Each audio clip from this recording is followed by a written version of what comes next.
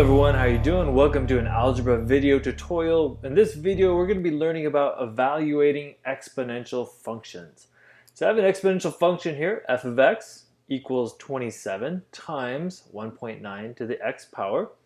It's exponential because I've got my x input value, my independent variable, is in the exponent. And as I input values in for x, I'm going to get values back out based upon the pattern here. So we're going to do a couple different ones. First, let's calculate if I take this function, what is f of 3? All right, so how do we interpret that? What that means is I'm inputting 3 in place of x right here. So in my actual equation, I'm going to do 27 times 1.9 to the third power. I'm going to put in the 3. All right, let's calculate that out. So if you're doing the correct order of operations, the first thing you need to do is figure out the exponent part. What is 1.9 to the third power? So using our calculator, we get 6.859.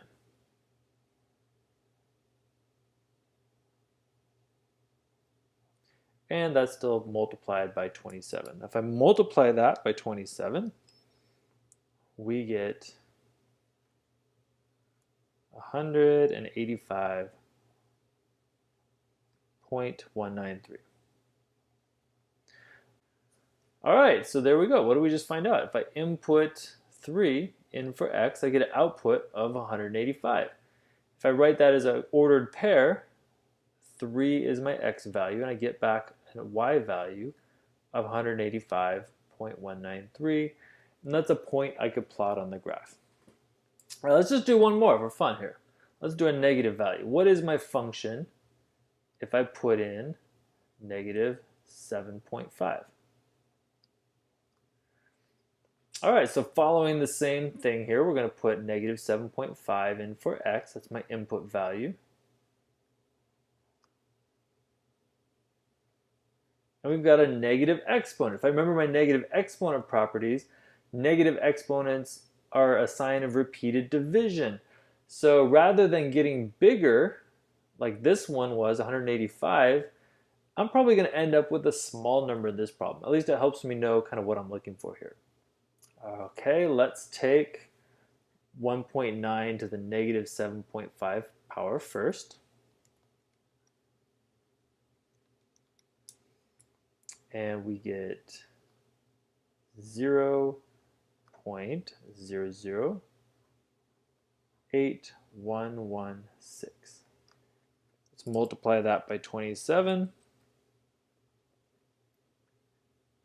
And changing colors here, we can see that in my function, if I input 7.5 in for x, I'm going to get back an output of 0.219135.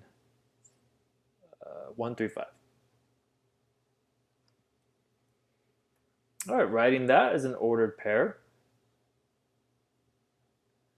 There's my x value, and my y value I got back was indeed a small number, 0.219135. So I've got two different points now on the graph of this function, which is an exponential function. We put values in for the exponent, my independent variable, and we got y values back. And that's evaluating an exponential function. I can do this as many times as I want to get a sense of what this function is doing, if I wanted to make a table of values, or if this function had some sort of meaning and I was trying to use it to solve a problem.